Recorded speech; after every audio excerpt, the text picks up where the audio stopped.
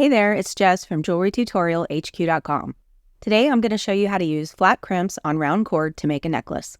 These crimps are intended for flat cord that is 3 to 4 millimeters wide, but I'm going to show you an easy way to adapt them so you can use them on round cord as small as 2 millimeters, which is what I'm using today. First, you'll want to flatten the flaps out by squeezing gently right inside each corner using chain nose or flat nose pliers, so you have something that looks like this.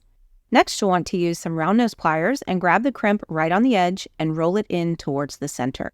Do the same on the other side. Use the chain nose pliers to squeeze gently to adjust the size, and make sure you have one side overlapping the other side. That's going to help you get the perfect fit. It should be just a tiny bit bigger than the cord. And then place the end of the cord into the crimp and continue to squeeze around the crimp until the fit is just right. Then give it a final squeeze or two to clamp it down in place. If there's any cord sticking out, you can use a pair of flush cutters to snip that off. Then you can attach the clasp and chain using jump rings. That's all there is to it, folks. Let me know if you have any questions.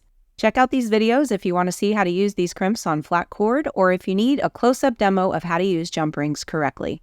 Thanks so much for watching. I'll see you next time.